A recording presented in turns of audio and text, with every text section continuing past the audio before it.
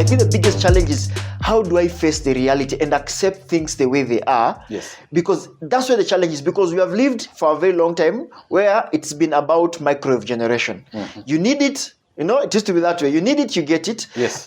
You take it, microwave, 2 minutes, get it out, eat it, it's warm and all that. And actually, even in this country, we all know the corruption. Yes. And at some point, there was a study, I think it was done, and they were saying, young people were saying, it doesn't matter how you get the money, as long as you get the money.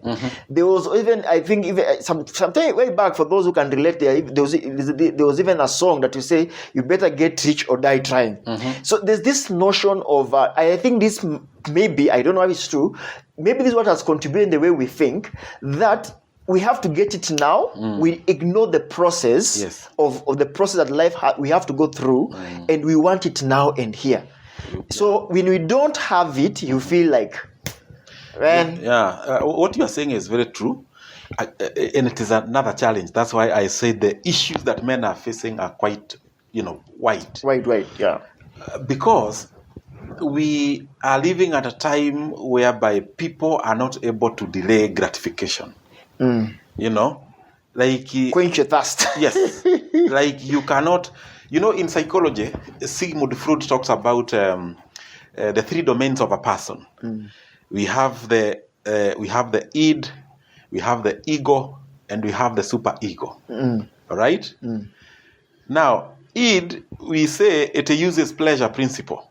Pleasure principle meaning that you cannot delay gratification. You have to have it now.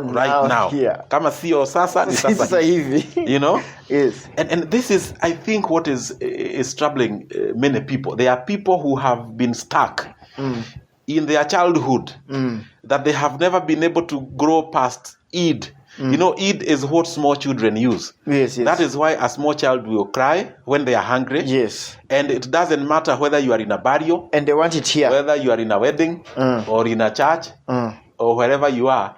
You have to do something. Yes. So that you can satisfy the child.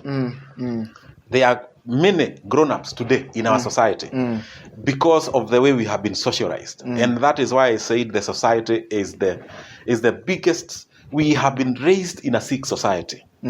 It's the biggest challenge, because when you are not corrupt, the here and now, you are very infamous, you are out of fashion, right? So you realize there are people, grown-ups, men, who are still using the pleasure principle, the id, like a child, that if they tell a woman that they want to marry them, the answer must be yes. There's no no. They cannot take no for an answer. Yes. And when you realize as a man that you cannot take no for an answer, you need to redefine masculinity, because your definition of masculinity is very distorted. Yes. Very distorted, and it is hard for you to be able to understand the feelings of others. When I listened to that story, I kept asking myself, now, this man had premeditated. This girl will say no. What he was going to do to the girl. Yes. Maybe because of what we are seeing. Yes. But then we don't want to comment much about it because it is in the court of law. Yes. But I think this is somebody who is suffering from emotional illiteracy. Emotional illiteracy, there's a condition we call normative male alexithymia. Normative male alexithymia is when a man is not able to put into words his feelings. Right? And when you are not able to put into words your feelings, the next thing that you are going to do, you are going to be very wild, and you will treat others in such a manner. And it is very unfortunate. So we really need to come to a point of knowing that we need to look for people that we can open up to. I'm going back to your question, is it all lost? Looking for people, because in as much as we are saying this, it doesn't mean that we don't have men who can mentor others. God has always had remnants. Yes. We have got a lot of them. Yes. So it is good to open up. And one thing we need to understand as far as men are concerned, men will never open up in a place where they feel threatened or insecure. They feel like there is no trust. Yes. So somebody might need to establish a relationship with somebody who can correct you in love, somebody who can rebuke you in love, and somebody who can be like your rear view mirror. This is very important, because the moment, let me tell you, Steve, the moment you interact with others, yes, the moment you learn to listen to other people as a man, that is the time you know how little you knew. Well, it's very true. I think the more you sit in a baraza, or you meet with people, with men, that's you realizing I don't think you feel more challenged. Yes, guys, this is the man's conversation. Great insights here with Moffat here. I mean, just trying to dive into it. It's a big subject that we cannot actually be able just to finish it even in a one sitting. It can take even a whole year talking about men and how to and how to be men in this day and this generation. I just want us to look into two things, and then because we can't do everything. Yes. Then because part of what I do as well, I have conversation with couples and couples and marriage, and also one of my bias is leadership and men, and I want us just look into this quickly into these two areas, and look at how then do we build a man to be a man in a marriage, where perhaps a man feels, because the challenges of 21st century we talked about, a man feels that his wife is earning more than him. Yes. A man where he feels in this he has lost his manhood there, and he has nothing, and all that. COVID came, took away their job, their hustle, or where it just feels like, or it's just there, and it's the woman who is leading. He has lost the touch of man, because we as believers know that the man is the head of the home. So I just want us to look in terms of the man in the family. How then can we redeem that man who perhaps because of his predisposition in his upbringing, he has not defined what is my role as a man, being the man leading that home regardless of all the challenges. How then do we help, or how do we speak to that kind of a person? Thank you. Number one thing is for men to understand that we have not been called to be leaders because we have money. Remember, we talked about redefining. Yes. Redefining masculinity. Yes. Now, what you own does not define your masculinity. We have to start from that point. Yes. That you are not defined by what you have. I think the most important thing is for us, first of all, to understand that God has called us to the place of leadership. Yes. As far as family and marriage is concerned. Yeah. God has called us in a place of leadership. And it does not make you less of a man because you earn less than your wife. Okay? Yes. Because it is not money that you are leading. Yes. You are leading people. Yes. In that particular home. And therefore, we many times forget that you can offer leadership even in terms of the money that your wife has. There is a way you are able to demonstrate leadership in your finances. But again, here I think it is an area that even our women also need to be, psycho-educated as far as this issue is concerned. That if he brings 50,000, for instance, yes, and you are bringing home 300,000 or 400,000, in a marriage context, we cannot wear the lenses of the world where we will say it is about 50-50. That is why it can't even be 50-50. It can't even be 50-50. This is a place where we say that what you have is mine and what I have is yours as well. Yes. And therefore, when I bring my 50,000 and she brings her 500,000, it becomes our money. And you agree to offer leadership. But then, people have to excel in the area of communication. From level 1 all the way to to what we call level 5. Level 1 being where, we call it cliche communication. How are you? I'm good. Utakula and takula hivyo tu. Yes, and no answers. And then you rise to a level where you are able to talk about others and events. Yes, you can discuss others except yourself. Yes. Then you go to another level where you can share your views and the feelings.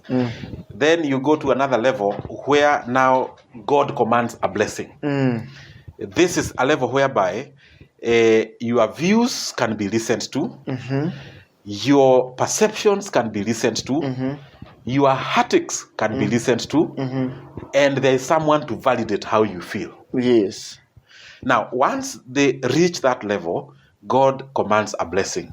This is, I think, Psalm 133. How good it is, for people who are live together. Yes, who live together, and they live together in unity. God commands a blessing, and whatever you earn, whatever amount of money you earn, you actually begin to see what is doing for you, what the money is doing for you. So the man needs to understand that it does not make him less of a man, because it is all the matter of attitude. Yeah, the mind. Sometimes we imagine things. I have heard people say that you are talking to me like this because you think because you have got more money than I do, and they begin to build a narrative around very distorted and very misplaced because of, again, what we called low self-esteem and feeling insecure. And sometimes you begin to react out of your imaginations, and maybe your wife is not even thinking the way you are thinking. And you begin to say, because you got a promotion, because you got... I keep saying that this is an area that we need to demonstrate leadership. Because the moment she feels appreciated and loved, and the moment she feels... But although we must say that this must also be a woman and a man who really fear God. Yeah.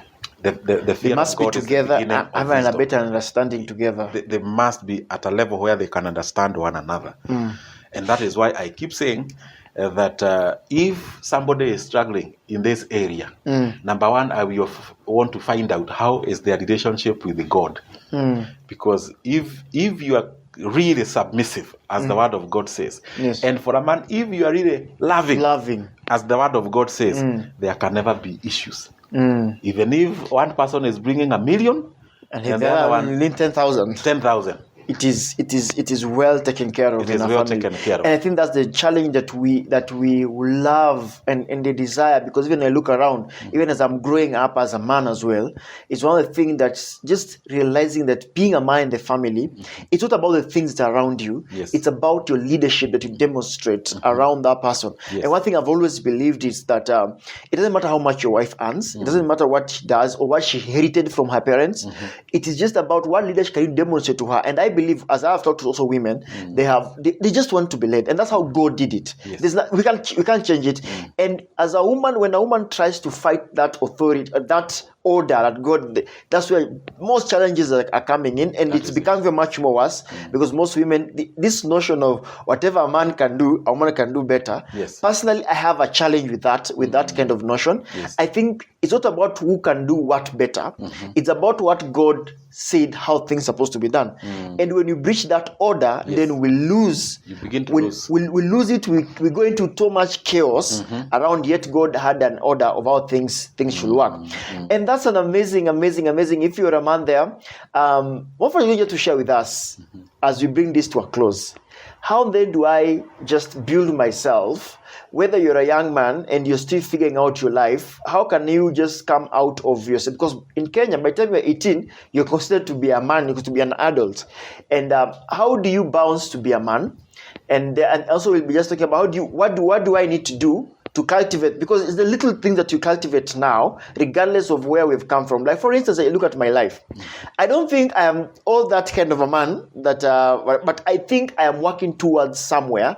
At a very young age, just when I think in high school or just after high school, I had to make some clear decisions. I will not be this kind of a person, I will not be this kind of a person. And today I look back and I think it has helped me, it has built me to become who I am. So it's just going to share with us, how do I build myself to be the man in this day and age? And probably speaking to a younger person who is just going to, right now people have finished exams, they are out, those of they're called the ex-cans. And also for those older people, all is not yet lost, we still have time. How do you just build yourself to be a man? I first of all, before we conclude on the earlier point, we also need to be men. Before I come to the young people, yes, we also need to be men who are accountable. Accountability is something else that we are missing. And it is important for us to carry out a SWOT analysis of ourselves. And you also allow others to give you feedback, including your wife. Because marriage is a journey of being That's the hardest part. I am telling you. The hardest part is to be told ukweli. Yes, it is the hardest part. But marriage is a journey of being revealed. But some of us are not accountable enough. Some of us, we have been entrusted with money by our spouses and we have squandered it. I needed to say that. And therefore, they continue to lose trust with us. I have had a case some years back of somebody who was given some amount of money, go and start a petrol station somewhere because the work that you are doing, the wife is suggesting, is it possible for you, because I have money, is it possible for us to start this business? Yes. And because the work that you are doing, it's not it's not generating more money than we would want. Really, yeah. Would you mind getting these several millions, go and start up a petrol station somewhere, and you be manning it? And he squandered the money. And I kept saying to myself, I wish I was the one. Unfortunately, it's never those stories you hear, you're like, I wish I was the one. Yes, But then coming to our young people who are looking for, how to be or to walk towards being that ideal man, it is important for such a person to, number one, walk with people who can help you, who can mentor you. Yes. You may have been raised in that family where you don't have a father figure. Yes. It is good for you to look at your close relationships and you begin to expose your fears, expose your deficits, so that they can help you, and somebody can come in and guide you. Number two is also, I must say this to our young people, understanding that God is a God of small beginning. Yes, do not despise days of your small beginning. Do not beginning. despise your small beginning. And God owns cattle on 1,000 hills. So whatever we need, He's able to provide for us.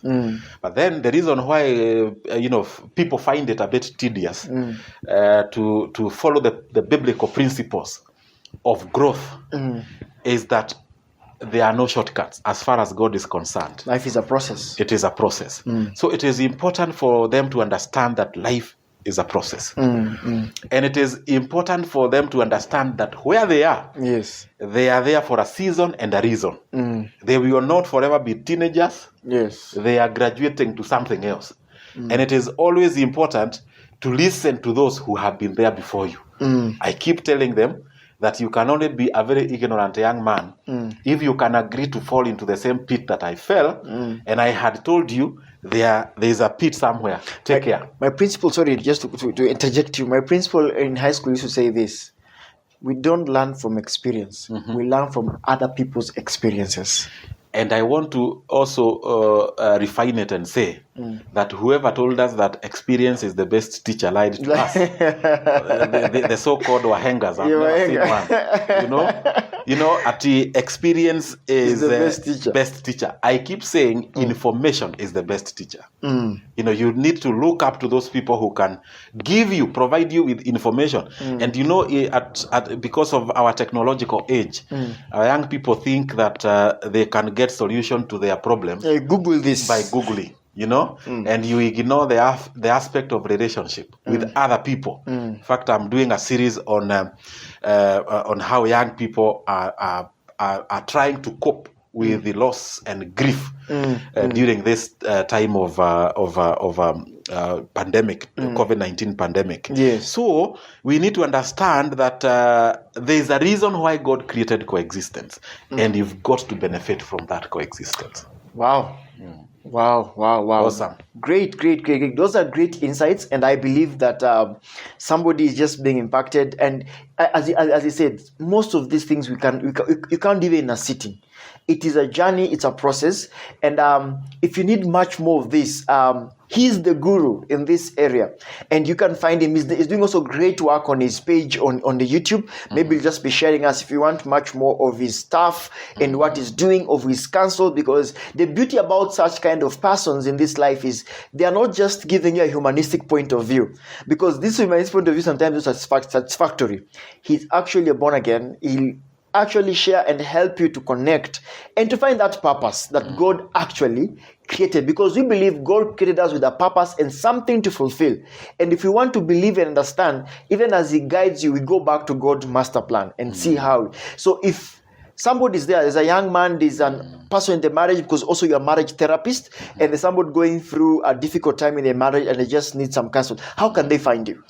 They can find me on YouTube, and my channel is Moffat Mushauri. Moffat Mushauri. YouTube, on Facebook page, the same, Moffat Mushauri, and they are able to reach out to me, and we are able to talk. We are also able to. You are also able to reach out to me through my mobile, which is 0721 66 38 48. 0721 66 38 48. Yeah, that number that is right below the screen. If you're able to get in touch with him, for those who can, and also for those who just want to hear much more about what he shares and just encouragement, you can also go to his YouTube channel, Moffat Mshauri, and you know the word Mshauri is a counsel, and with God plus the counsel from such people, I know we are gonna do great. Remember, you are a man and not a mouse. This is the Man's Conversation with me, Steve Onguko. God bless you. God keep you until we meet again. Have a great and wonderful time. God bless you.